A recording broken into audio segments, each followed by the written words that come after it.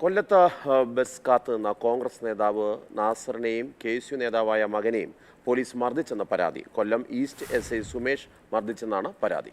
Congress Karikode division പ്രസിഡന്റാണ് നാസർ. കണ്ണൻ നായർ വിവരങ്ങളുമായി ചേരുന്നുണ്ട്. കണ്ണൻ, അച്ഛനെയും മകനെയും പോലീസ് മർദ്ദിച്ചു എന്നുള്ളതാണ് ആരോപണം. അതിനടിസ്ഥാനമായ സാഹചര്യം എന്താണ് എന്നാണ് ഇവർ ആരോപിക്കുന്നത്. എന്താണ് സംഭവം? ഇന്ന് പുലർച്ചെ 5 മണിയോടുകൂടിയാണ് സംഭവം. ഈ പള്ളിയിൽ പോയ ശേഷം ട്രെയിനിൽ വന്ന് ഇറങ്ങി, അതിനുശേഷം ബസ് കാത്തു നിൽക്കുകയായിരുന്നു അച്ഛനും മകനും. ആ സമയത്ത് ചിന്നക്കട ബസ് വേക്ക് സമീപത്തുള്ള ഈ രാത്രികാല തട്ടുകടകളിൽ തർക്കമുണ്ടായിരുന്നു. അതിന്റെ ഭാഗമായി പോലീസ് അവിടേക്ക് എത്തുകയും അവിടെ പ്രശ്നങ്ങൾ ഉണ്ടാകുകയും ചെയ്തു. ആ സമയത്താണ് ഈ KSU നേതാവിനെയും കോൺഗ്രസ് നേതാവായിട്ടുള്ള നാസറിനെയും മർദ്ദിച്ചു എന്നുള്ള പരാതി ഇപ്പോൾ വന്നിരിക്കുന്നത്. KSU നേതാവിന്റെ ശരീരമാസകരം മർദ്ദനമേറ്റിട്ടുണ്ട്.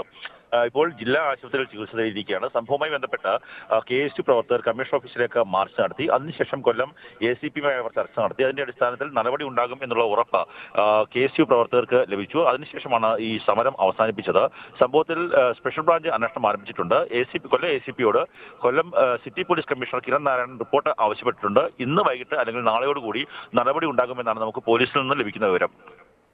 കണ്ണൻ നായരാണ് വിവരങ്ങൾ നൽകിയത് കൊല്ലത്ത് നിന്ന്.